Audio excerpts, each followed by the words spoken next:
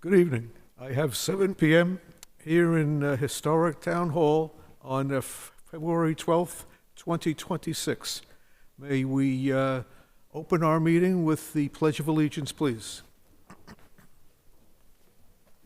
pledge allegiance to the flag of the United States of America and to the republic for which it stands, one nation, under God, indivisible, with liberty and justice for all.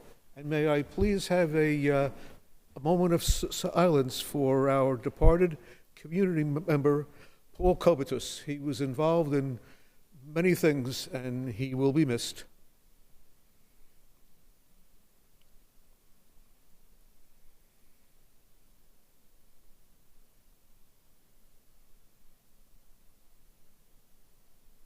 Thank you.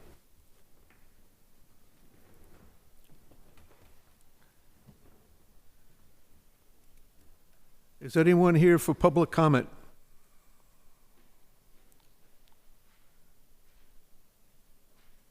Okay. Review and approval of minutes. Make a motion, we approve the minutes of 2/5/26. Second. Motion by Mr. George, second by Mr. Hockner. All those in favor? Aye. Aye, it's unanimous. Town manager report. Just a couple of quick updates. Seems like there's not as much to share when we're meeting every week because we do it more often. Finance committee met on Tuesday. The school department presented its budget. I gave in front of your seats tonight the planned schedule for people coming in before the finance committee. So there's not a finance committee or select board meeting next week because of school vacation week. But the following Tuesday, which is February 24th, police, fire, and DPW are coming in to go over their budgets. As the board's aware from our presentation, there's really no substantive changes in any of the three budgets that I referenced. I know police and fire especially are going to give updates on that regional emergency communications center efforts. And I know DPW is going to highlight the planned work for the upcoming year or two. One of the things that's important to remember is we're trying to focus a lot of our efforts for the upcoming calendar year on the Quaker Meeting House and Catuit Road intersection. The board will remember that there were a couple of easements that we needed. One that Meeting House package graciously, approved as soon as we approached them, and it took a little bit longer working with the owners of the Stop and Shop Plaza at the corner there. They're a firm out of New Jersey, but within the last week we got support from them for Vicky Marsh to start drawing up the legal documents. So that's important because I think if that wasn't given, we probably would have no chance of doing much work this calendar year, and we'd have to wait till next spring. So nothing's set in stone yet, but that's positive that the two easements that we needed, and it's more for drainage and for pedestrian safety improvements that we're doing. So we'll see how that goes. And then just want to give you a really quick update on this building. We're at the stage now where we have every other week remote meetings with the contractor. As you can tell, no work has started yet. Where a focus of much of the work is replacement of all the windows in this building except the historic one out front. A requirement of the contractor is to do mock-ups of the three different styles of windows. Our architect has to sign off on that before they can start placing them. If the mock-up's approved, they can literally use those that they worked on to proceed. So this is a really rough schedule, and we'll keep you updated as we know better. But there's quite a bit of lead time on some of that work, especially some of the component parts. They mentioned some of the glass and the glazing, but they expect mid to late spring, you'll start to see like periodically windows being taken out, put back in. If something needs to be out for an extended time, they think they'll be able to block off from the interior. They're not anticipating long closures, but a lot will depend on how safe we can keep the front entrance. So we'll be working with them on that. So we'll know a lot more within probably 6 to 8 weeks. The first of the mock-ups should be available in late March. So That'll be interesting. In addition, they're doing some roof work, a lot of replacement because there's been water intrusion through the years in the front of the building, and then ultimately the entire building and columns will be painted. It'll be really nice when it's done, but it takes time. So, I mean, wishful thinking for July 4th and the weekend before for the 250th, but we'll see how it goes. And I think that's about it. We have been working with the police department. If they ever have to close off right next to the building, we'll work people around the far side of the square. We'll have to have no parking, so there could be two-way traffic there if needed. But, we have plans in place if it's needed, but so far we're fine. And that's about it. Thank you. Does anybody have any questions for Bud? Okay. Rather than proceed with correspondence, statements, and announcements, we have a schedule of public hearings this evening. So why don't we kick off the first one? Annual on-premises all alcohol liquor license. Alteration of premises for Belfry Inn and Bistro, Inc., and Next Door Burger Bar. 6 and 8 Jarvis Street. Christopher Wilson, manager. Good evening, Mr. Wilson. Could you just please make sure that your light is on and speak into the microphone, please, as we are being televised and recorded. Christopher Wilson. And what? Okay. You have a presentation? No, it's just it's in the application. We sold the building and we're moving our license has always included 8 Jarvis Street. So we're just taking that off the address for our license and keeping it at 6 Jarvis. And some years ago, we added 4 Jarvis, but somehow I talked to Chris Corain the other day. I'm like, that was never added to the license, so you'll probably be seeing me come in for that because that was added to the license years ago, but because it's part of the hotel. But anyways, we're here tonight. We sold the building on 8 Jarvis and are asking that to be removed from our license. And we're at 6 Jarvis, like we've been for 30 years. Okay, And that's it, very simple. thank you. Ms. Carroll, do you have anything to add? All the documents are in order and et cetera? All documents are in order. Okay. Now, is anyone in the audience have a comment or a question on this application? Okay, seeing none, I'm sorry.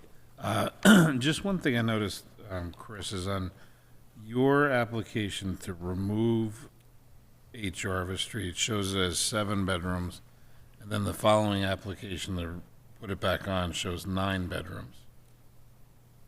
What's the count? That's not my application. Well, this describes 6 Jarvis Street. 6 and 8. 6 and So 8. 6, so this is the actual layout of 6 Jarvis Street on his license that he's amending. Okay, He's is it? describing the Belfry. Okay, It's the all 8 right. Jarvis Street, which would be the other. Okay. And I We're I good. feel like I have a recollection of you adding 4 Jarvis Street Yeah, in the past. I couldn't tell you when, and I wouldn't bet on it, but I think that it did happen. yeah, because we talked to Jamie, who's the ABCC go-to person, and it was all approved and everything. It was just somehow the next step was never done for that. So anyways, it's not a big deal, honestly. We can come back in and do that too, but yeah. We'll double check that. And I know, remember there was the septic, Yeah. that was Yeah, all all worked that out, stuff. all that was It's worked all out. tied together, okay.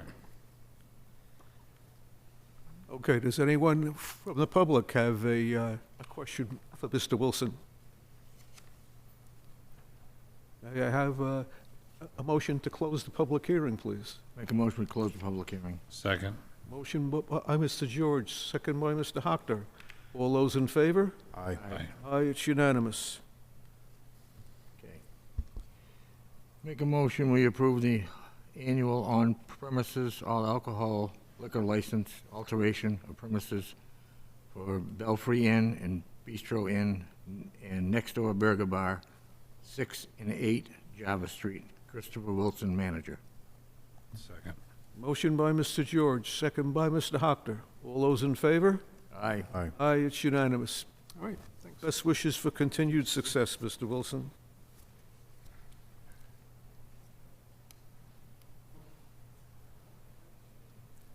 Okay, 7:10 PM.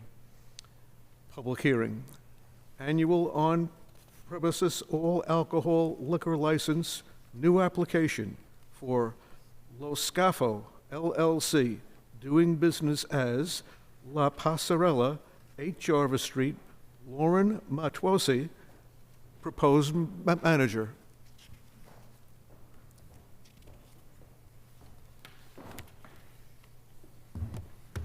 Hi, I'm Lauren Matuosi. My partner Tim and I are really excited to be part of the historic Sandwich community. There's a lot of moments that brought us here, and one of the ways that we wanted to pay tribute to that was naming our inn La Passerella, which translates in Italian to boardwalk. So we wanted to make sure that everybody knew what all that meant. And Lo Scafo will be the restaurant inside of La Passerella. It'll be open to the public and for the use of the inn patrons as well. Lo Scafo does translate to the hull, which is obviously the heart of a ship, and we feel like the kitchen will be the heart of our home and the inn. We are going to be serving traditional regional Italian cuisine, accompanied by a curated wine list, which we actually just got back from Tuscany on Sunday on a wine tasting adventure out there, and we'll have some craft cocktails. Those are our plans for, that's going to be 8 Jarvis Street, so what the Burger Bar was. Anybody on the board have any questions for our applicant? Anyone in the public? Motion to close the public hearing? Make a motion to close the public hearing. Second. Motion by Mr. George, second by Mr. Hockter. All those in favor? Aye. Aye, it's unanimous. Make a motion we approve annual on-premises all alcohol liquor license, new application for La Scafo LLC, DBA Passerella, 8 Java Street, Lauren Matsoi, Okay, don't worry. proposed manager. Second. Motion by Mr. George, second by Mr. Hockter. Ms. Carroll, all of our paperwork is in order? Thank you very much. All those in favor? Aye. Aye, it's unanimous. Best wishes for success. Thank you so much.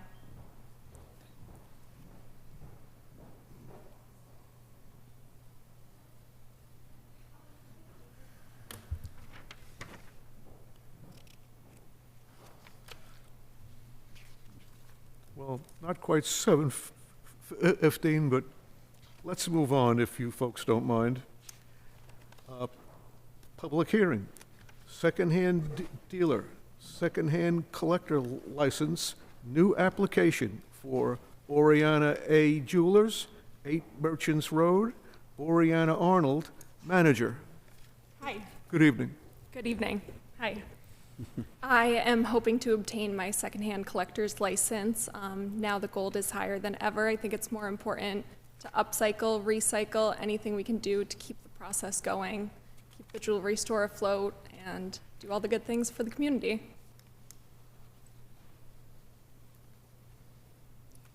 That's pretty much it. Pretty straightforward.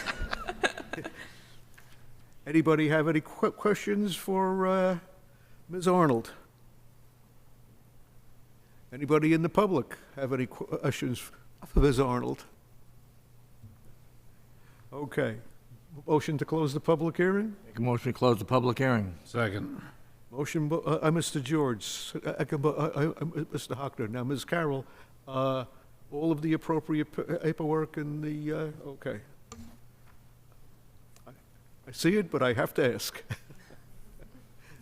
All those in favor? Aye. Aye.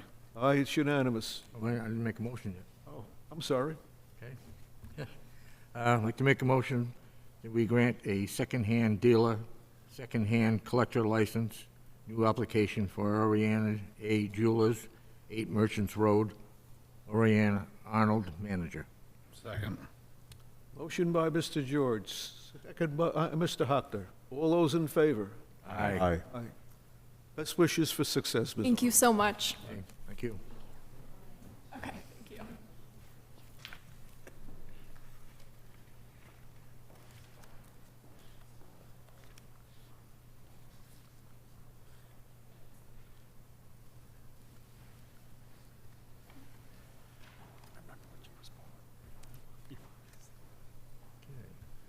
Okay.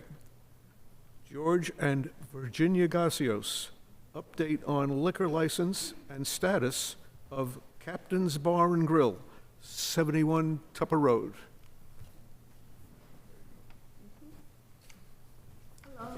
Good evening.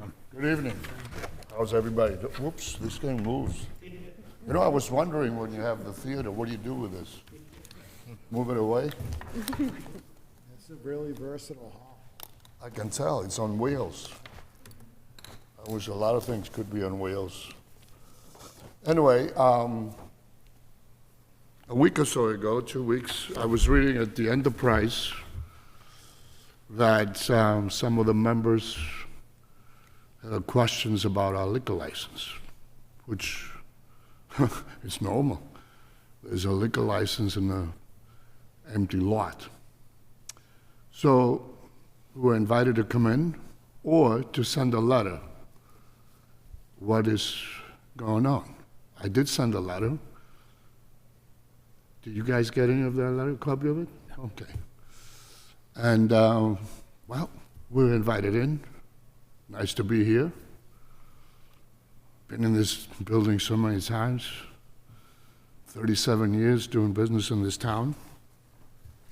So I was wondering if you guys have questions about the letter that I wrote in my explanation. Shoot. Gentlemen? I'll start. I guess it's been about 9 months since we had the fire there, right? It was May 4th of last year, yes. So that, and it's yet to be cleaned up. Yep. People are asking what's going on, what's going to happen. We see a for sale sign there. We heard it was foreclosed on. Insurance was paid, wasn't paid. There's asbestos in there. So our feeling, I think, was we'd like to get it cleaned up and get things going again. I've talked to Bud about the asbestos, and there's some feeling that there isn't. The state, DEP, whatever says there isn't. We'd just like to get things rolling so we can get it cleaned up and you guys can get back in business. Yeah, I don't blame you to feel that way, and yes, If we could talk a lot, we don't need we? to push the state to give us the approval to go ahead if there is asbestos, there isn't. My feeling is if the state says there is, let them come down and show us if there's asbestos in there. If there isn't, we're ahead of the game, I Oh, think. well, I'm with you, Mr. George, trust me. This is a nightmare I'm living with. Right. So I can understand if I was a resident of Sandwich, which I'm not, and I drove by that place, I'd be calling every one of you to say, what is going on here? This looks like a third world country. The problem is, in all good faith, we started out to clean up the place. We had a meeting with everybody involved, all the companies that the state recommended. After the meeting, one of the gentlemen handed me over an estimate, which was $83,500, just for him. Another 4 guys were waiting with estimates on their hands. Actually, they wanted me to sign to agree on that and get the work done.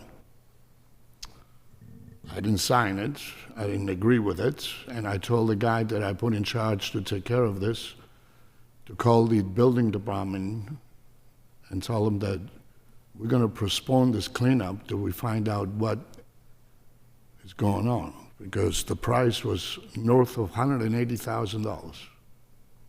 Money I didn't have, first of all, and second of all, I bought that building in 1989. It was 2 small rooms with wooden floor, wooden ceiling, with a cement floor on the back, no heat, no air conditioning. We did all the improvements since 1989, 220 pages of requests to do work, approval to do work, inspections.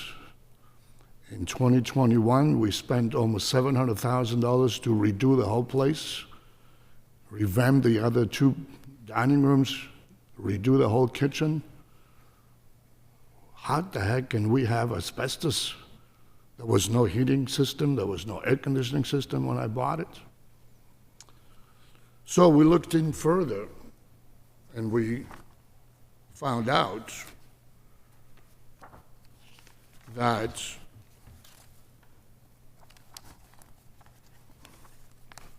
what they were requesting is completely out of line. I got a copy here for everybody.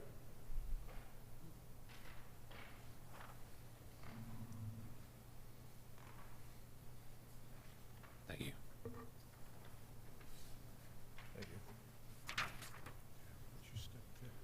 Thank you.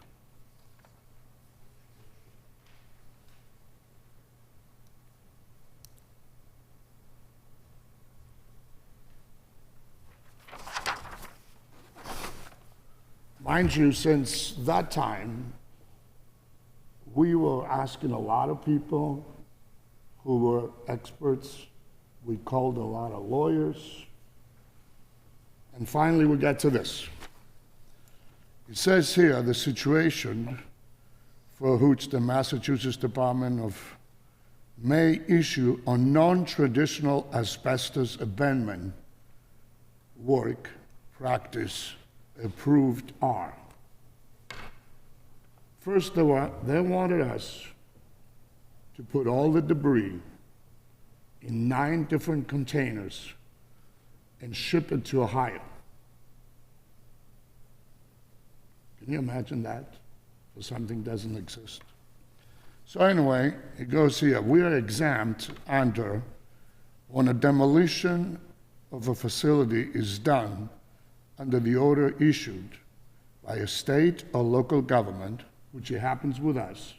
The fire department ordered for that building to be crushed and put it into the foundation, fill it up with water so the fire goes out. The agency and facility of structurally unsound and danger of immediate collapse, which means they allow you to have someone who is registered and approved by the state of Massachusetts to do spot checks, and if they don't find any asbestos, then we can remove the debris. We don't even need a demolition permit. We just have to remove it, get it out of there. So, is there any way you guys can help us to, we will hire the guy, we have 15 different names to do inspection, and if you give us a letter with his license that no asbestos is found, I will get the trucks down there the next day and remove everything.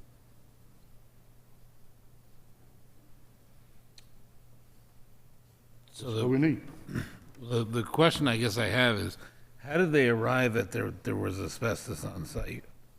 They didn't. That's the beauty of it. Okay, Assumed. okay.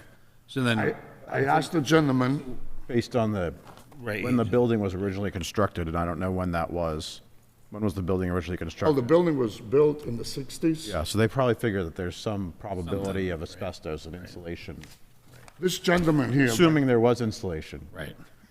there was no insulation in the building. I'm sure there wasn't, but I'm just saying. Mr. Ellis. Just, Do you have a consulting engineer working for you, an environmental engineer, who can advise you on whether that quote, for example, whether that's an appropriate amount, how far to go, someone to talk to DEP for you? Do you have such a? I don't. And I don't think a person like that exists. This gentleman here, Richard K. Bowen, his title is Environmental Analysis. He was there the day after, because when the fire happened, my sons went out and ordered fence to put around it.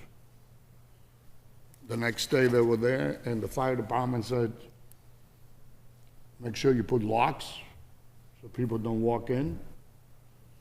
And also, your insurance company might want to come in and see what's happened here. So make sure the place is intact and nobody walks around. So this gentleman was there that day and said to my sons, I want to go in there. My son says, no, you can't. Who are you? He says, I am from Massachusetts Department of Protection. And from that point on, we received 25 pages of regulations how to clean up this place. And when I called him up, he said, well, you have to send to me all the work you did at the place. 220 pages of, I sent it to him. Then he wasn't happy with that. He says, well, you have any videos and you have any pictures? Oh yeah, we send him about 40 videos and God knows how many pictures. So I called him back. I says, did you see any evidence of asbestos? He says, no. But I bet you your roof, he says, had a paper underneath. And maybe that was asbestos. I says, let me tell you something. When I bought this building, it was a shingle roof. And Mr. Bookerman, when he changed it, he said to me, there wasn't even paper underneath. So when I put the new roof up, there was no asbestos around. And I said, well, maybe not, maybe yes. So to answer your question, we don't have asbestos, but this guy thinks he can muscle around. So the day of the meeting, I went up to him and I said, listen, I see buildings going down every day. People tear down the old houses, they put another one up. Within 2 days, the whole place is cleaned up. How come you're not there? He says, well, we can only go to places if the town calls us there is a demolition. If they don't call us, we don't know. I said, okay. Did the town call you for this one? He says, no. Your place was on national TV as a fire, and people gathered around, they were feeling bad about you. That's why I'm here. So, I don't know if I answered your question, but as far as we're concerned, we don't have any asbestos there. And as far as I'm concerned, it's just a state worker who wants to muscle us around.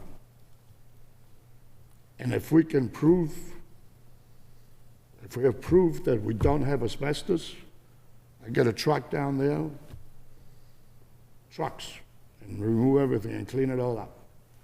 And by the way, the reason we put it up for sale was because I was solicited for so many people, and with this mess in my hands, with this guy not backing off, I said, the heck with it, let's put it up for sale, see what happens. We took it off the market. I want you to know that the date here is 7/21. The plans were already made for the new building. Beautiful. Look better than the one you burned down.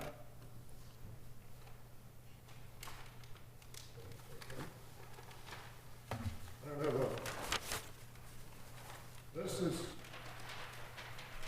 the new cabinet. 3,200 square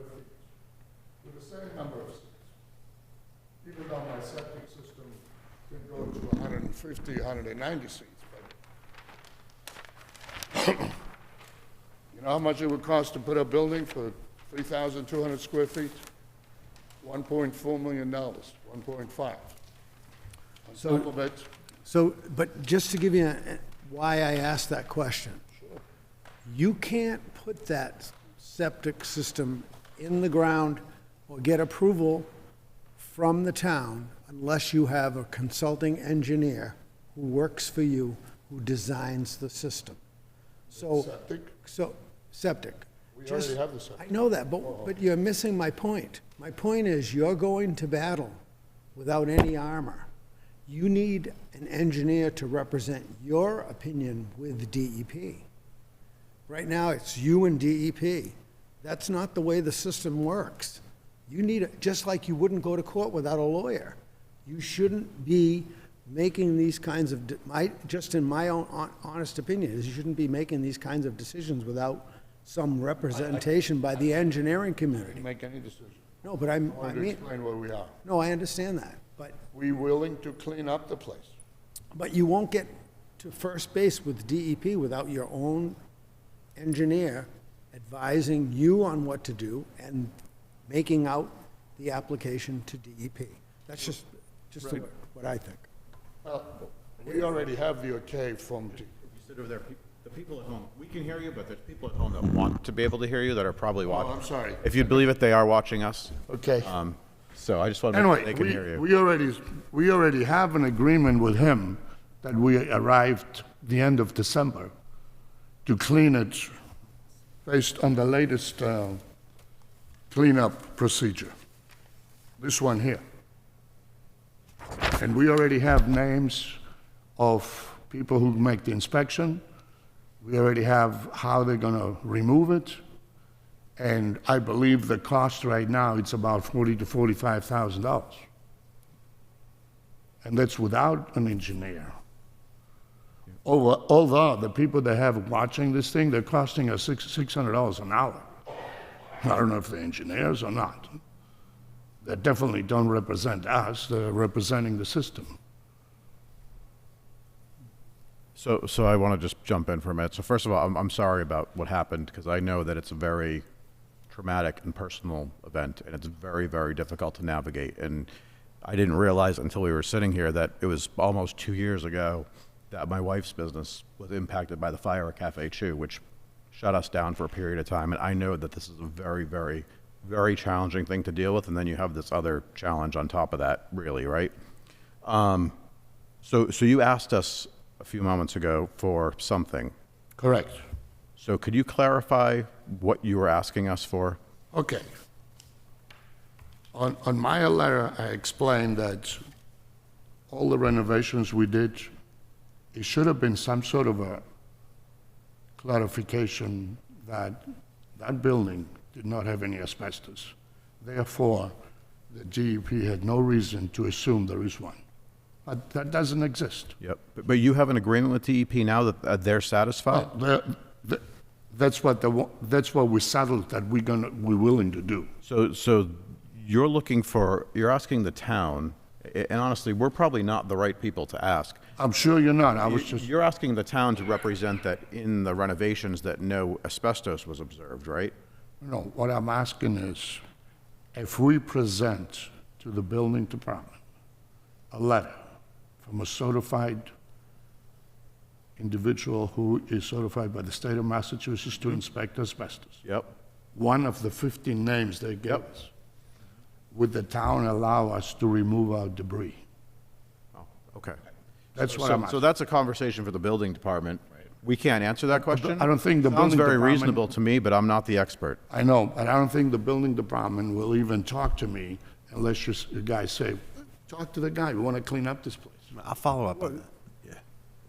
I'm sorry. I'll follow up on that just to see if it's possible. Okay, but but at the end of the day, you still need a stamp of approval from the DEP to remove the debris. Why? Because they're the enforcement, It seems to be the law. right? I didn't see anything. There's not a sign on my fence, no trespassing from them. There's not a single email from them that we cannot go in there and clean it up. Nothing. Oops. That's okay. Before this meeting, I realized whatever I heard and read here and there. Then I said to myself, I'm going to dig. I have a file this big. All the conversations and emails from them, there's nothing there. You have to do this. It's always, we recommend this, because we assume you have asbestos. That's all there is. I'm just looking at the last, I don't even have a letter or an email from the building department that I can move my debris. I think it has to be tested to say there's no asbestos. yeah. Then that opens things up. What does what does your insurance company say about this? They don't cover a dime on this. Because of asbestos? Oh, no. Back, I don't know, 15 years ago, all the insurance companies put it into the contracts that any chemicals, asbestos, or anything is involved, they're not covering the removal. So they're not concerned about it, basically. I don't care.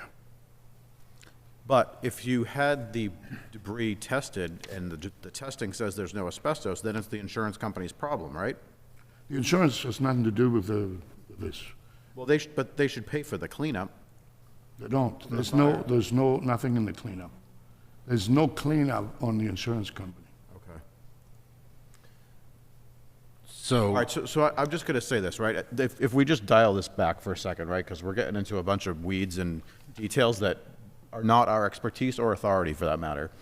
So I think there's two issues from our perspective. One is getting the site cleaned up. So what I'm hearing is that you're making a number of efforts and somewhat challenged in the right path, but you're making efforts to get the cleanup accomplished. And I know that Bud can talk to the building department, and I'm sure the building department will work with you to do whatever they can regarding this matter, and even probably communicating with Mass DEP would be my assumption. I'm sure they'd be willing to collaborate. So that's number one.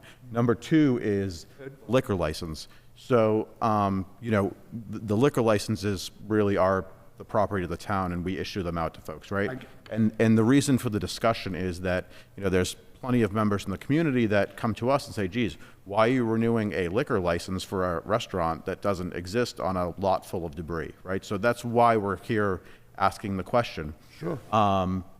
And if your intent is to rebuild, which it sounds like your intent is potentially now to rebuild because you're taking the property off the market, is that what you're telling us?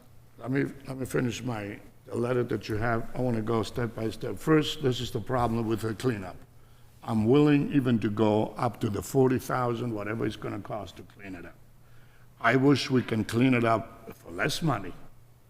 And if we have any cooperation from the building department, that they will accept the letter, that it's clean, and we'll clean it, fine. If not, we will clean it up. The second part of it is we are taking it off the market. It's already, I have a confirmation from the real estate company.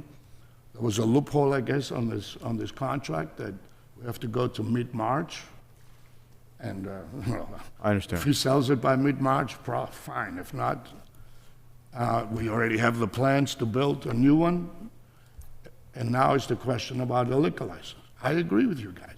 How can you have a liquor license approved? Well, I think from our perspective, if you're rebuilding the restaurant and there's a line of sight for us to that rebuild, great. That's what we want to know. Well, I want to tell you about the liquor license. And anybody can disagree with me, of course. No, I get that, and I agree with that, but just for a moment, let's dial back to Mr. Dunham's suggestion to contact the building department and see if a permit can be obtained from the DEP, and if not, why not? That's step one. A permit for what?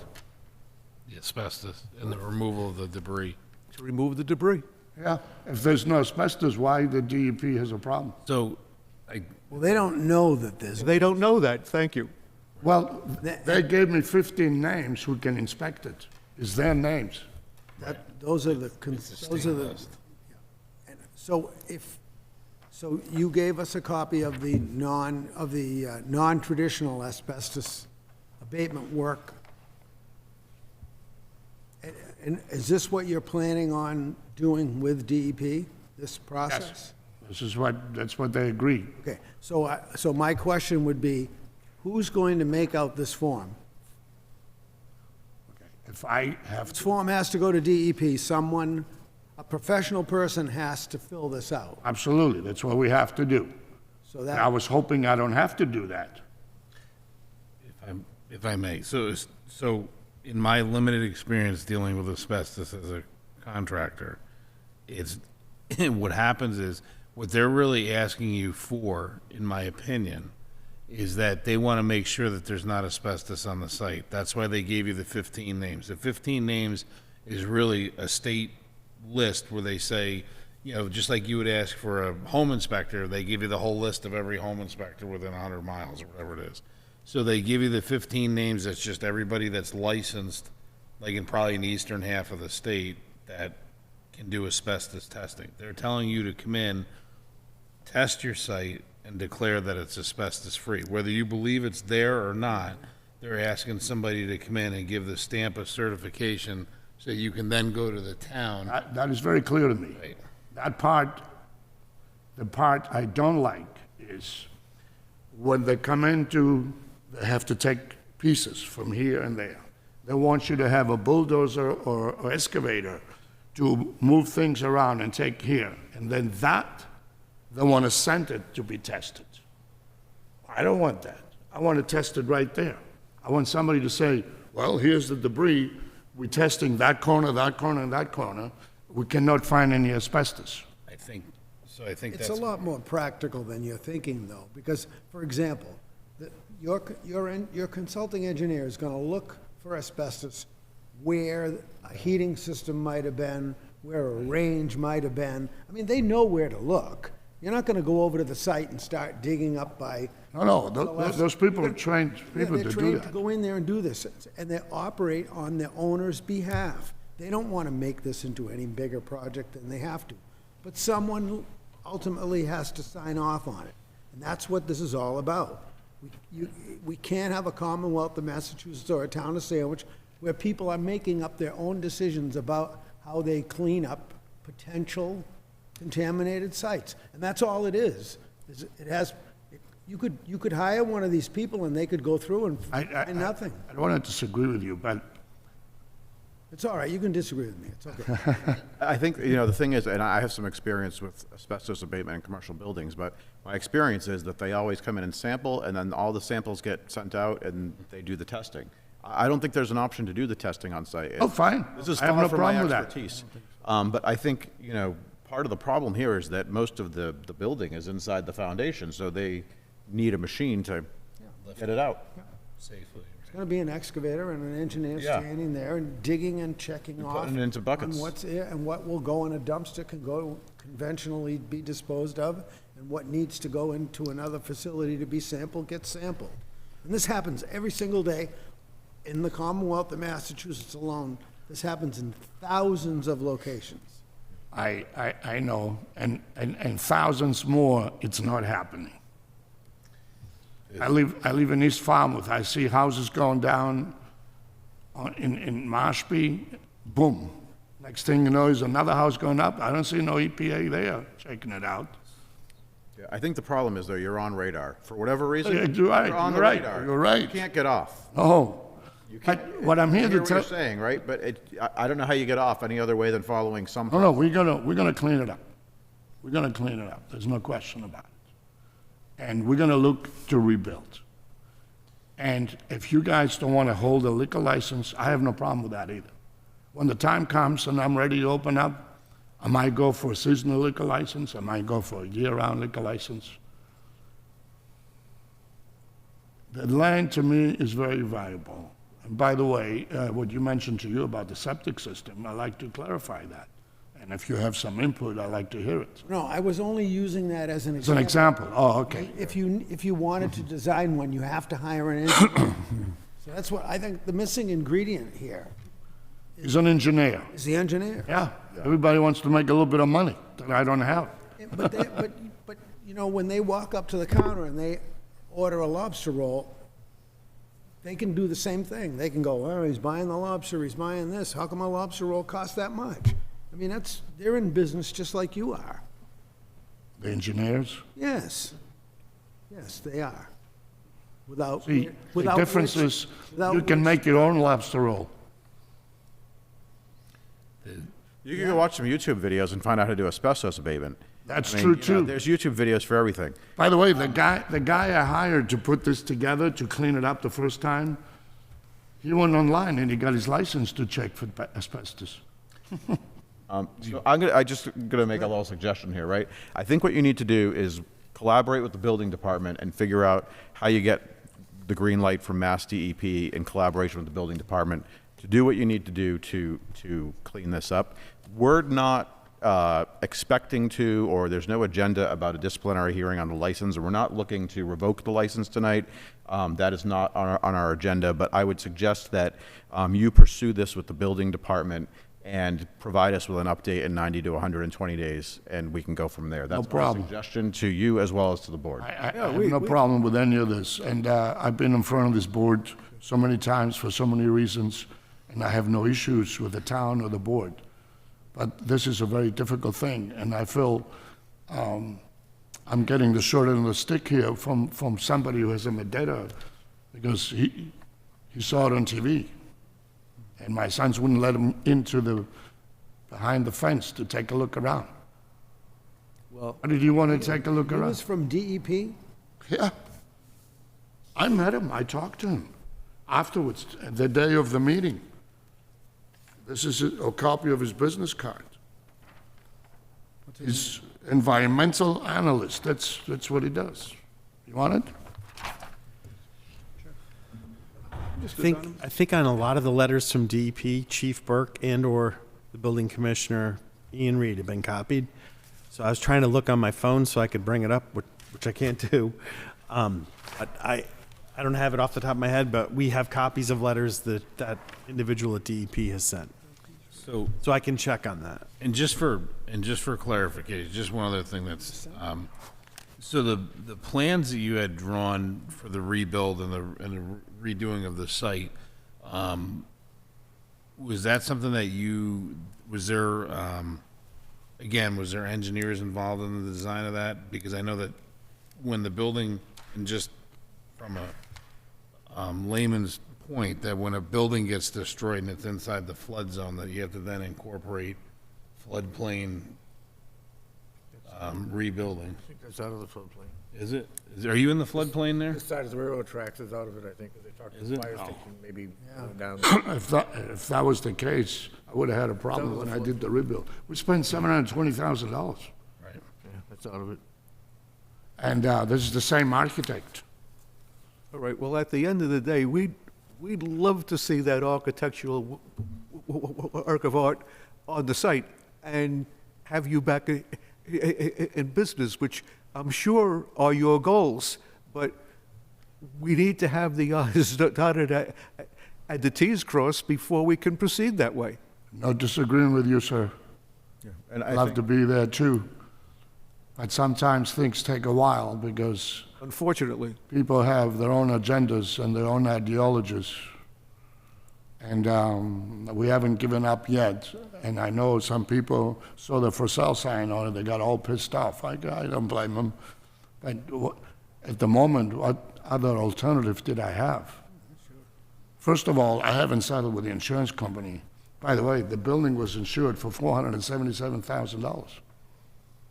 How can you rebuild for that kind of money? There's a, It's a very ugly road of lessons when there's a fire. oh, I know from my own I experience. guess you experienced. I know from my own experience, and I feel for you from that perspective. And there is a point, sir, the investment versus return.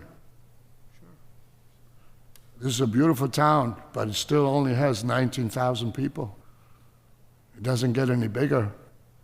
And we have so many restaurants. When you make an investment like that, you got to make your money back. By the way, my wife and I were very young when we started. I'm 72 years old now. I know I have two sons who are very eager to go, but one of them is 50, the other one is 48. So I'm not backing off. I'm just stating the facts. And we have to be careful how we spend the money and what's the reason we're spending the money. And I believe this guy here wants us to spend money for no good reason. No good reason. I understand that you're up against some business decisions, but in order to proceed, you need their I'm with you. certificate. I'm with you. So, Mr. Sampson said within 60 or 90 days to let you know. The thing is, right, I mean, the reason you're here tonight is because we don't know what's going on, and then people from the community start asking questions and saying, geez, nobody knows what's going on, why are you guys doing this? So that's why we wanted you to come in to find out what's going on. So my request is, please come back in 3 to 4 months and update us again. And you don't even have to come back. You could send us a letter, you could send a letter to Bud, and he'll send it to us, and if we want you to come in, I don't want to waste your time or anybody else's time, but we just need to understand what's going on. Okay. And if the door gets open so I can speak to the building department, maybe we can put our heads together and work this thing out. We willing to move on as soon as possible to clean up the place. That's number one as far I as think there's no issue with that. Right, let's establish the criteria, right? Yeah, because I don't even go down there anymore. I kind of look at it. Now that I know the coffee shop next door is closed too, I can't believe it. This was beautiful. We spent all this money for a beautiful place. And my architect, I didn't even approve this for him to do it. He did it on his own. Although he gave me a bill for $9,800. He was in tears. He was in front of the place when it was burning down. And right away but anyways, I want to thank you for your understanding and for being on my side, so to speak. And let's sort this thing out, and I will be in touch. Maybe I will hire that engineer consultant. If you have anybody in mind, please let me know. I don't, but I would think the building department must have local They might have environment. a, they might have a list of people you could go to. Because the It key doesn't is mean to you get have to someone hire local, so you don't pay them to hire anyone that they may suggest. You can still hire whoever you want, but they might have a suggestion or two for you. Sure. One other- I gladly do that.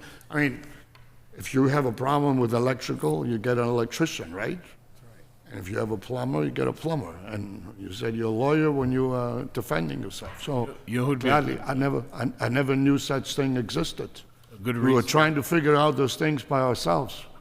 A good resource is if you have an independent adjuster for your property, they use engineers, the insurance companies use those types of engineers all the time. If you have your independent adjuster. that Which you I do, hire, yeah. right, ask him for an engineer, and they have site engineers Okay. that they use. They're really construction engineers that go to the sites to figure these issues out. So he'll have the name of somebody that's good, because that they work with, that would be able to assist you through. They should actually probably be one of your best resources. Right. And that's from my personal experience. Right. How bad was that situation? It was, I think it was a lot worse than people realize. Yeah. And there was a lot of impact on units beyond Cafe Chew than what people realized. So, you don't realize how much damage smoke does, or how quickly it travels, or these older buildings that weren't built anywhere near current code that aren't really fire stopped between unit. There's a reason why when we get phone calls about people that are frustrated with dealing with current building codes, there's a reason why we enforce building codes, and it's because of all the historical stuff that's a disaster, so to speak. And Shane could probably speak about it better than me, but there's a lot of disasters out there. So you have any other questions for me? We appreciate your time. My pleasure. And Thank again, you. Thank you for inviting us. I'm sorry you're having to continue to navigate this, but I'm sure you'll get through it. Well, another challenge in life, right? This is true. Thank you. Thank you. Thank you. Good night.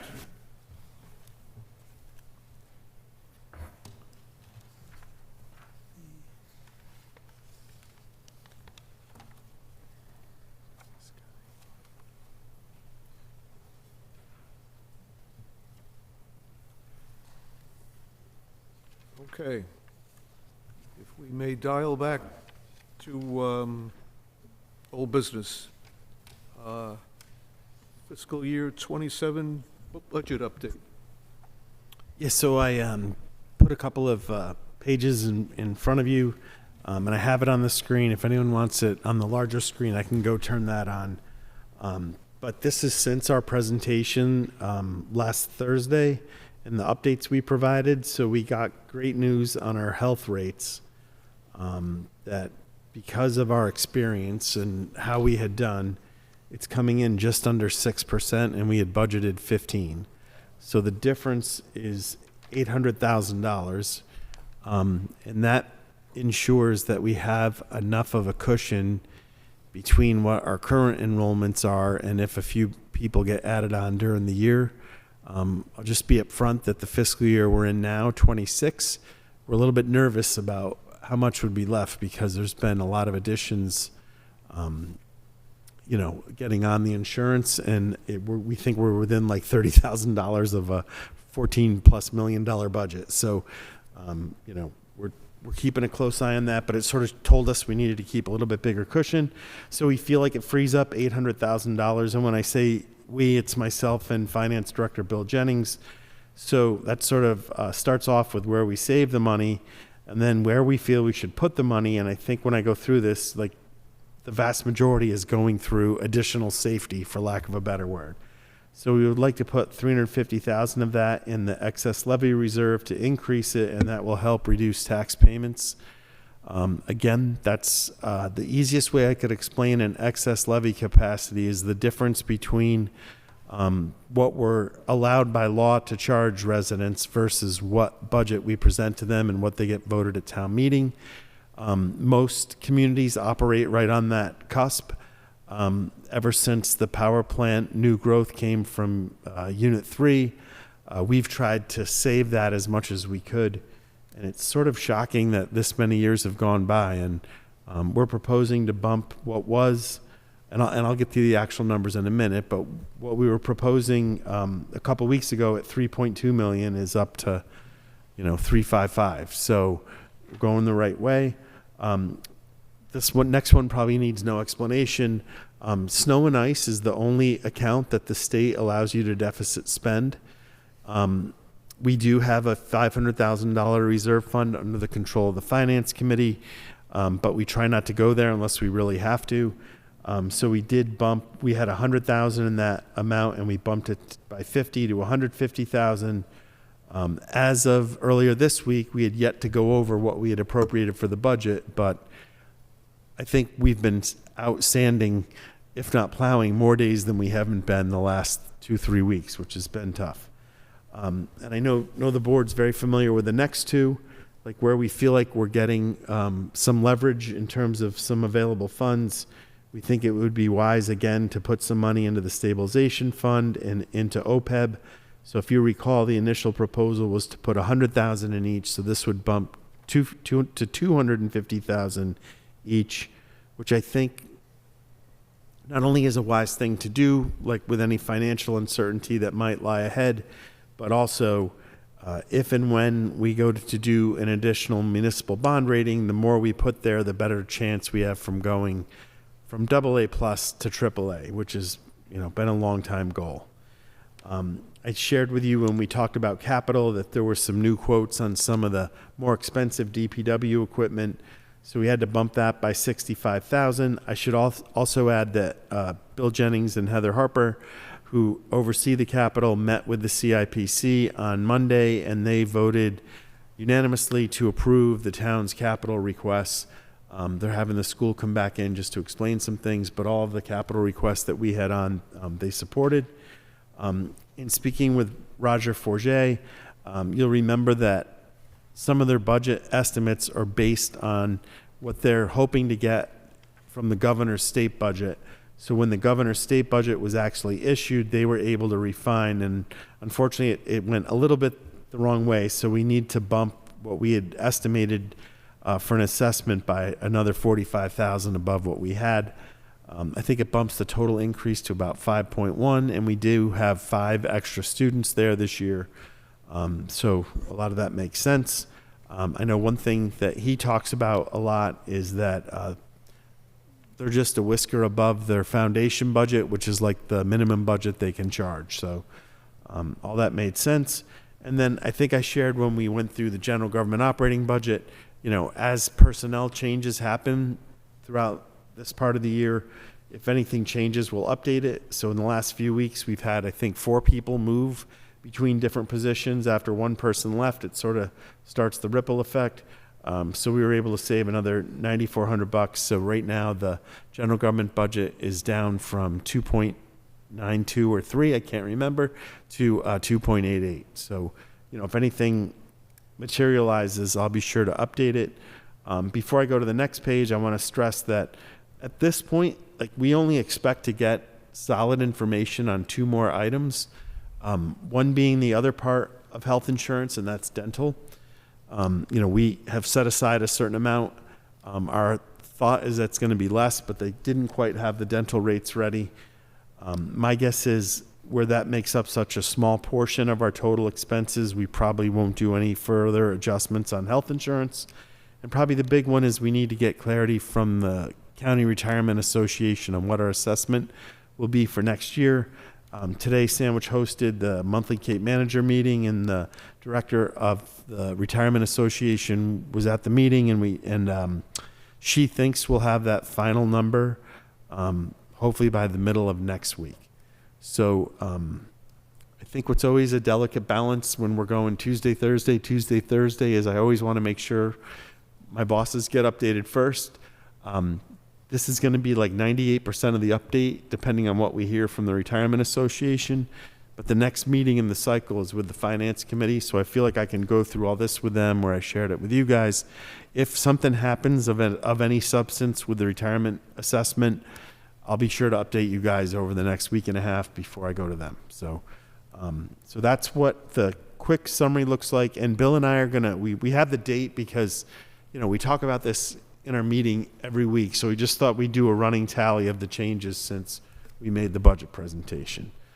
So here's what it looks like on the one page that you're so familiar with. Anything in green is a number we updated. So the excess levy reserve, we bumped from 3.2 to 3.55, which is great. And I'm going to tell you what we plan to do if we get any more savings or if we get more expenses. And then on the right-hand side, we did bump snow and ice deficit by another $50,000. Group health insurance, we reduced from $16 million to $15.2 million. We bumped stabilization in the OPEB transfers, $150,000 each. And I want to stress, if you look at the bottom left, where it says what the current balances are, and if this goes through as recommended, we added another $250 in each. If you look at the bottom between stabilization and OPEB, you know, it's about $8 million.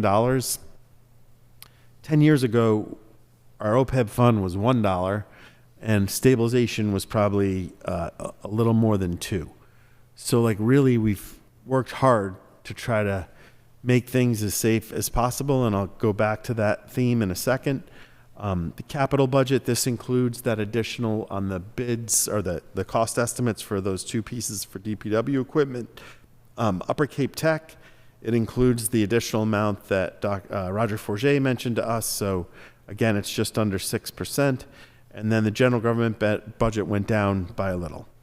I want to just show you a few things because I know you guys are familiar with it, but sort of why I feel like we're in good shape for several years to come compared to what's happening elsewhere. So, you know, we have that stabilization fund to protect us a little bit. If, you know, if things ever really got tough, my guess would be before we made any significant layoffs or before the board entertained an override, we'd look at that a little, you know, we'd get together and try to see what's the best thing. But probably the best thing is by leaving that excess levy reserve, it gives us flexibility for the upcoming years. So it's pretty amazing that in everything that we're hearing and all the doom and gloom, the average health insurance rate increase for the last 2 years for us has been just under 10% and just under 6%. So compared to what you're hearing elsewhere, that's not bad. Like, we'll take that. And then the last thing I just want to say is if the retirement assessment frees up some more money, Bill and my goal is to try to get excess levy reserve to 375 in a perfect world. Don't know if that's possible, but that's our goal. Conversely, if the retirement assessment goes the other way, we're going to have to take money from the excess levy reserve to fund that. So my guess is, like, over our next 2 or 3 meetings, as this solidifies, that's probably where you'll see changes. Almost everything else is pretty locked in. The items in yellow are all determined by the state, with the exception of the Retirement Association. So those are going to stay in yellow by the time we go to town meeting. Just a quick one, I think. The stabilization fund and the OPEB trust, does that affect our bond rating at all? It does. They look at that, and if you're putting money in there, that's a positive thing. It's not the end-all, be-all. Like, so many things go into a bond rating, including the overall economy. What's happening with property values. Are your biggest businesses that pay taxes being successful? They look at a lot of things more than just the town of Sandwich, but that gets factored in. But I know you guys are aware, I think in the last 10 years, we've had 3 minor upgrades of our bond rating all the way up to a AA+, but we haven't made it to the AAA. And typically, so this is something Bill and I talked about this week. Typically, you don't get a bond rating unless you're issuing debt. You can actually pay to have a bond rating done.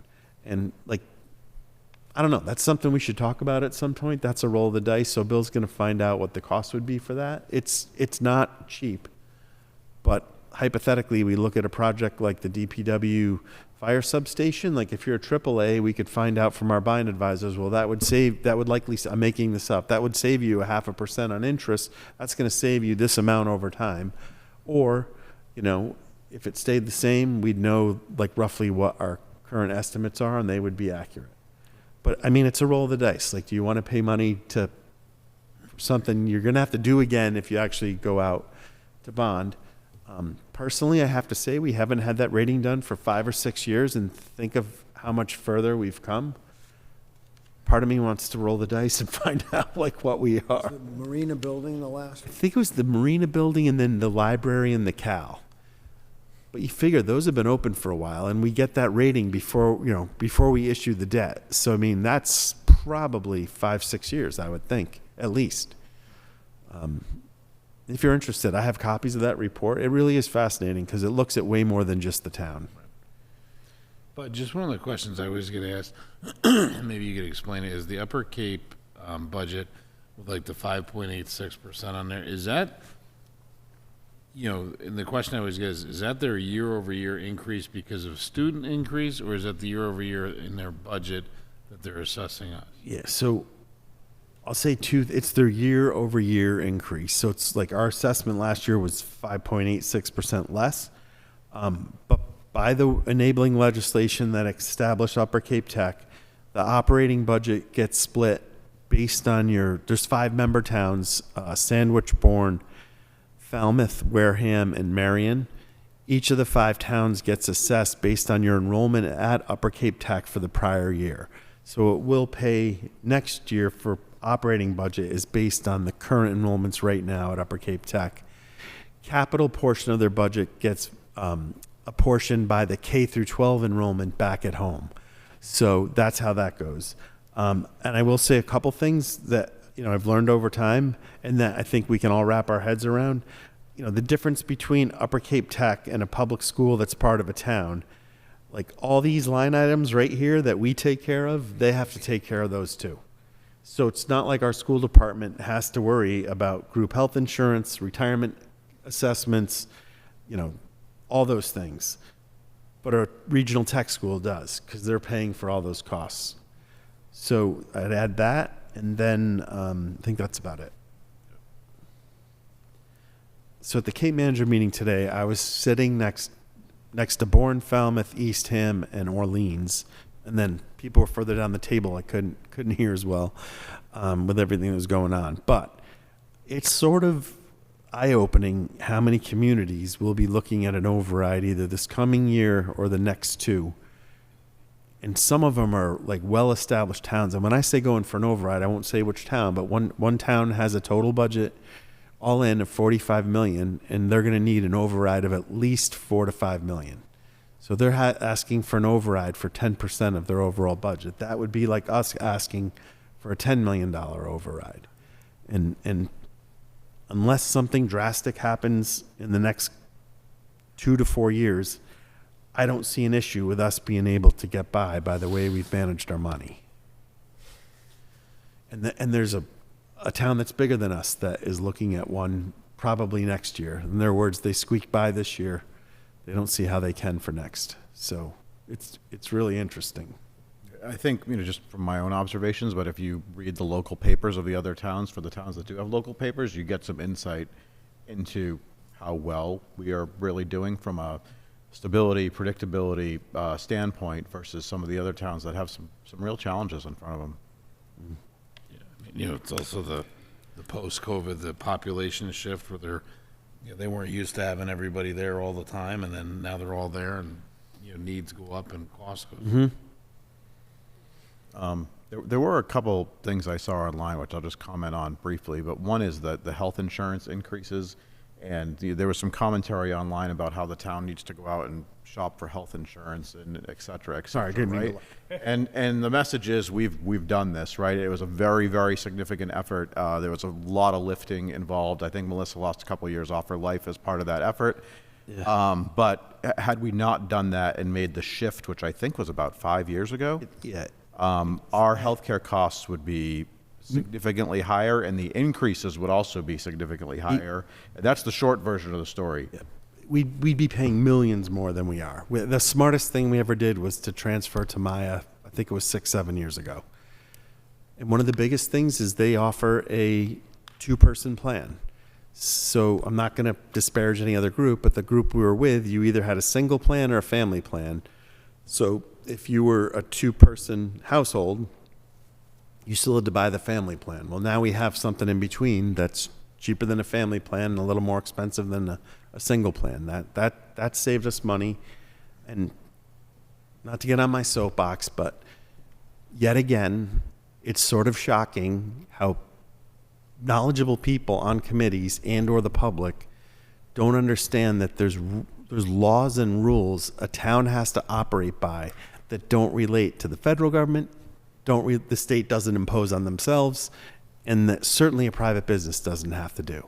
Like, there's so much lack of understanding about not how pigeonholed, but like how creative you have to be to try to work within the confines that are imposed on us that we have no say over. And I'll say further that, trying to think of a good way to say it.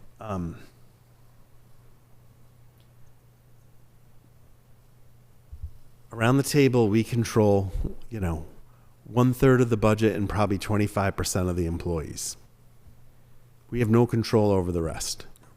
So if a decision is made years ago to offer health insurance to a category of employees that doesn't qualify for health insurance under state law, we didn't do that.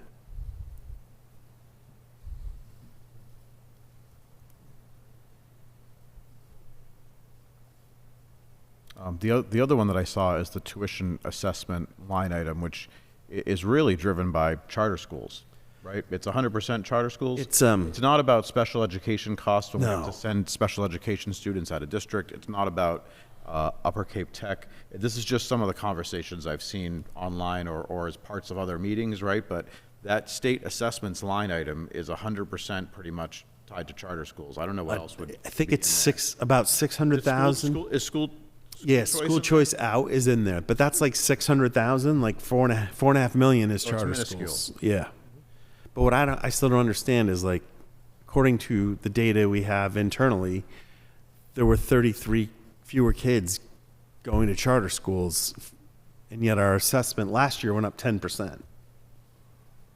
Yeah, and actually, I was talking to somebody about this, and I recall, I can't remember if it was 3 or 4 years ago, that we actually invited the charter schools to come in and talk to us about their budget and spending, which of course they declined. But I remember sending that letter. I was not surprised that they declined, but the level of transparency that exists there, even when you compare against something like Upper Cape Tech, where there's elected representatives from the town of Sandwich as part of their school committee and providing budget oversight there. It's apples and oranges.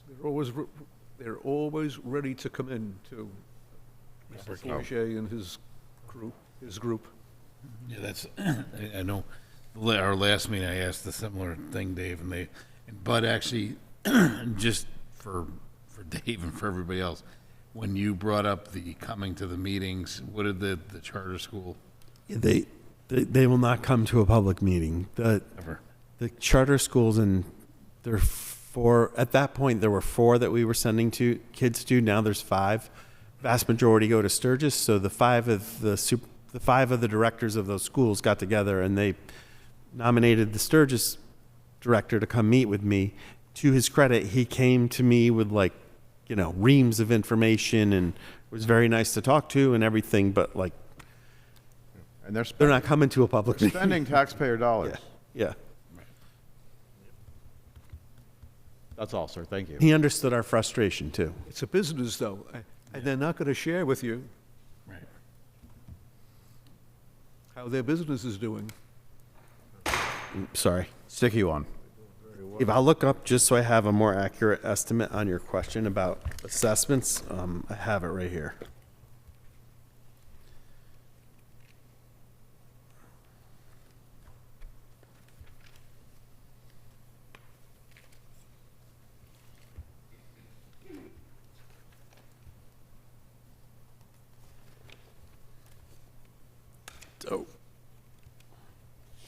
So I'm going to go back to the year we're in right now. And we were at 4.8 million. It's dark.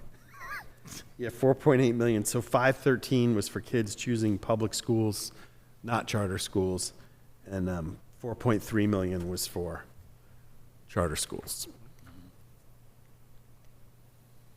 And how do I say it? When I said in the budget presentation where I had the bullet point where I said it's a double standard, that's because when kids from those other schools choose to come to Sandwich, there's a direct payment to the school operating budget that doesn't come through the town. So that's the double standard, not, that either the money coming in and the money going out should be paid by the same budget or vice versa. But to me, that's something strange with state requirements. Okay. Anything else on this topic? Any other questions for Mr. Dunham? Just one thing, I thought the Enterprise did a great job talking about. I thought the Enterprise did a great job. I thought your article was very good in talking about this issue.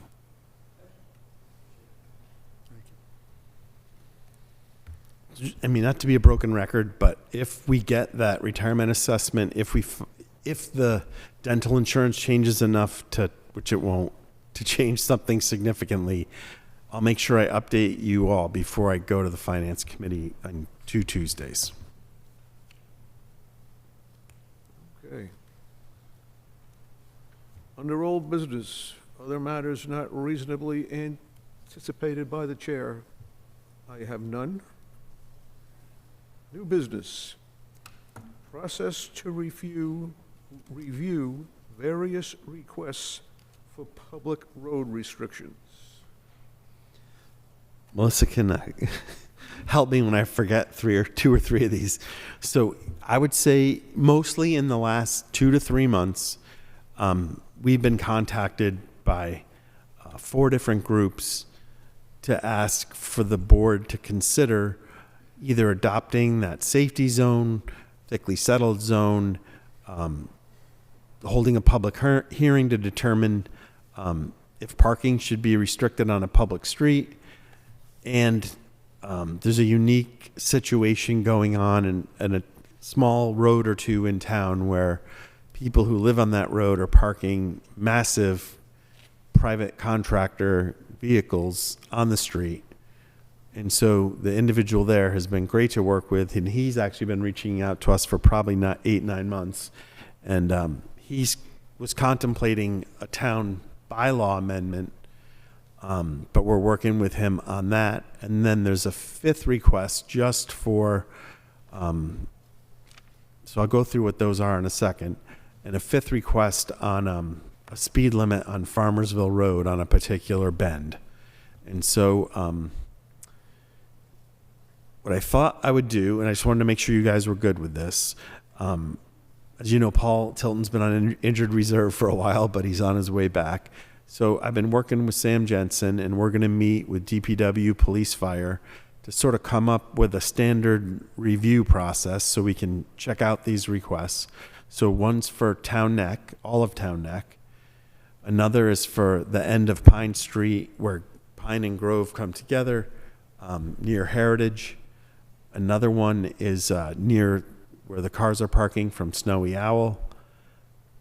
Another is for the turn on Farmersville Road near South Point Condos. And if you remember, they came in and the police put up the signal. And I think their request is more like, can we get like one of those, solar traffic lines that signs that would show. And we've been really successful getting grants from the state. But because a lot of people apply for those, we get like 2 or 3 a year. So we're chipping away at the desired locations. I think that's an easy solution there. But as you guys know, that is an odd curve. And I'm just saying, when it turns into Barnstable, it's called Race Lane. And cars go very quick on that road. And then the gentleman who's been so patient and nice to work with is on a Naumkeag and Luscombe. And it's the pictures, if I showed them to you, and so the police are actually working with him to try to address it with the individual, and hopefully we can resolve it that way. I'm just being honest, like from what Leanne Drake and I have each met with him multiple times, great to work with, and we've just said, like, it's going to be hard in Sandwich, where there's a lot of contractors, there's a lot of service employees who bring their trucks home, who have to park in their driveway, and 90% of them plus park in their drive. But I'm sure some park out front. So if you ever considered that, you'd have to identify, and you guys could tell me better, like gross vehicle weight, limitation. I mean, these are like 8-10 wheelers. They're huge. When they're parked on the side of the road, it's taken up almost half the road and the weight on the road. So I think we're trying to address it that way. But anyway, so my thought was, like, if we look at some internal things, so the state, if you remember when we talked about the safety zone designations before we went to town meeting, the state was developing regulations for towns to follow. They still haven't issued those. Thickly settled is a little bit more nebulous. So if you remember, safety zone was 20 miles per hour. It was supposed to be tied to an active use that created a safety problem in a particular area, with the use being, and they had like, I think within a quarter mile of where the zone was. So this is my personal opinion. Like, I don't see how all of Town Neck could be deemed a safety zone. But a thickly settled zone, which has a 25-mile-an-hour speed limit, that might have more legs. And I'm just being honest, I think once the board makes decisions on these, we're going to start hearing from a lot more, which is why we wanted to set up like a process to follow internally. And Patrick knows it better than me. I think if you do any like formal change in enforceable speed, you really should hold a public hearing, and I think our bylaws may even require it. If you were going to limit parking on, say, one side of a street, that's the only time I can think. The last time we did it was when we did North Shore Boulevard, and it was one side of the street parking only, because when people park on both sides, public safety can't get down. Mm-hmm. And it was only between, I want to say, like Memorial Day to Labor Day, and it's worked incredibly well since we did it. That's a little unique area. Mm-hmm. So I just wanted to tell you, like, that's what our plan was. Our next meeting with those departments is at the end of the month. I plan to bring that up, and we're going to start looking at that closer. Unless you guys have another thought, or I would say 2 of them are similar. The parking issue is totally different. Actually, 3 of them are similar. The parking issue is totally different, and then certainly the one about commercial trucks being parked on public streets, not in driveways, that's a bigger issue. It'd be good to develop a standard. And I have And I think that's the only. photos of a lot of this area, a lot of these areas too. And Snowy Owl's going to be here in 2 weeks for their liquor license hearing. And They from are. my perspective, the parking is an item for discussion.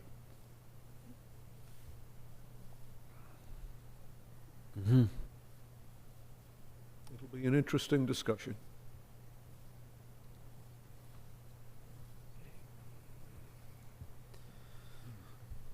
You good with that rough approach, and then we'll come back? Okay. Okay. Recommended appointments. Sandwich Historical Commission, Bob King, member, Sarah Sherman Clark as an alternate. And we've got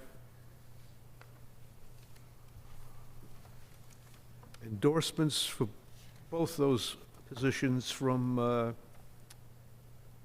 Mr. Clater of the Sandwich Historic Commission.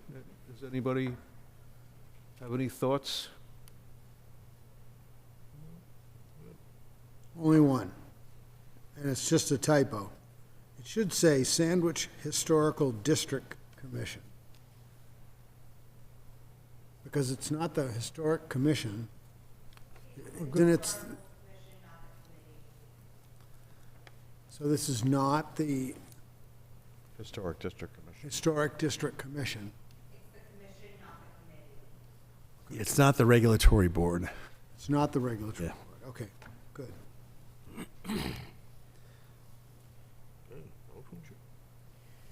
Make a motion, we appoint Bob King as a member, and Sarah Sherman Clark as an alternate to the Sandwich Historical Commission. Motion by Mr. George, second by Mr. Hockter. All those in favor? Aye. Aye, it's unanimous. Community Preservation Committee, Bob King as the Sandwich Historic Commission representative, and Matt Schimmel as a member. And there's a letter in that respect too, isn't there? Right? Right. Right. CPC. Okay. Understood, thank you. Okay. Make a motion, we appoint Bob King as the SHC representative, and Matt Schimmel as a member to the Community Preservation Committee. Second. Motion by Mr. George, second by Mr. Hockter. All those in favor? Aye. Aye, it's unanimous. Cape Cod and Islands Water Protection Fund. Mr. Dunham. Sorry. This one slipped through because it has a weird start date, but it's for a 3-year appointment. Obviously, if things change in the interim, you can move on, onward and upward. Yeah, and we have an executive committee meeting next week, so if I don't get reappointed, I'm not going. So Does it need an alternate? I don't think they want alternates. If they did, I would recommend Dave Mason because it's so wastewater heavy. That's what I was going to say. Yeah. Okay. Make a motion, we appoint Bud Dunham to the Cape Cod and Islands Water Protection Fund. Second. Motion by Mr. George, second by Mr. Hockter. All those in favor? Aye. Aye, it's unanimous. Okay. Acceptance of fiscal year '26 second quarter donations. We were all provided with a list. Does anyone have any concerns, or does anyone want them all read, or? I don't want them all read.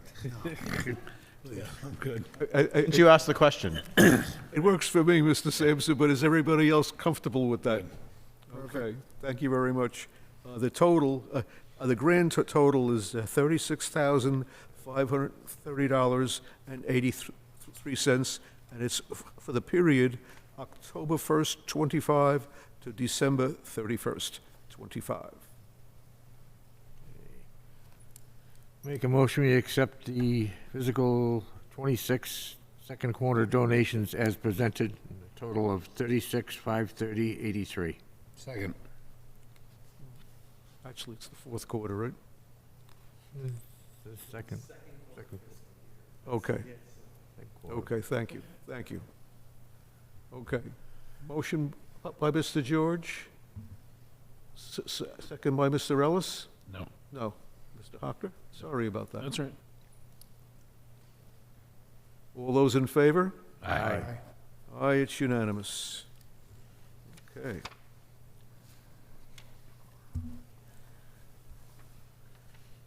Other matters not reasonably anticipated. Other chairman, I have none. Is anybody here for public comment? It doesn't seem so.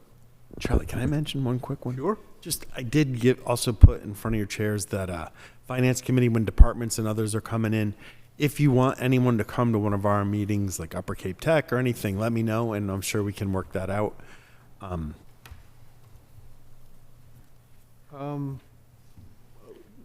Upper Cape Tech, yes, I think everybody's interested in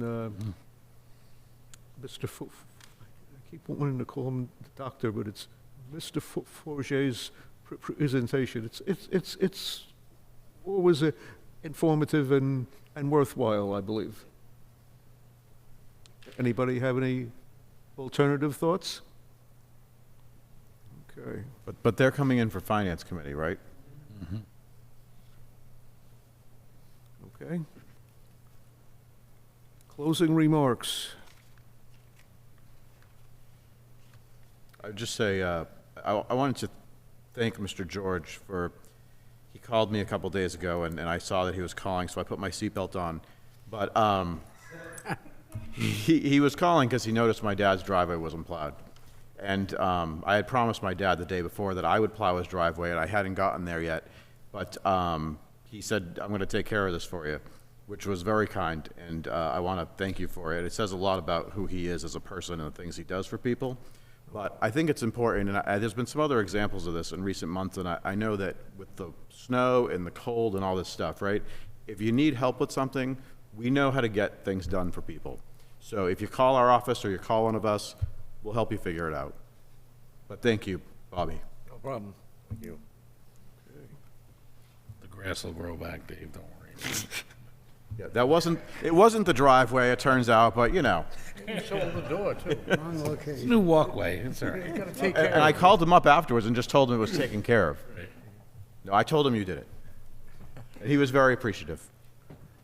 And then just quickly, Sandwich Cares had a great meeting on Monday night. Mr. Pena from Roar did a fine presentation on recovery and how to obtain some volunteer funds. And the SCAL is doing too, on a recovery, motivation, et cetera. The 21st, it's 10 a.m. to 1 p.m. and then there are two Wednesdays a month. It's exercise and et cetera. Very interesting programs. And lastly, of course, as we celebrate President's Day on Monday, let's continue to keep the world situation in general in our thoughts and prayers. Motion to adjourn? Make a motion, we adjourn. Second. Motion by Mr. George, second by Mr. Hocker. All those in favor? Aye. Aye. Aye, it's unanimous. Our next meeting, Thursday, February 26th, 2026, 7 p.m. here in historic Town Hall. Enjoy the holiday. Have safe weeks. Thank you.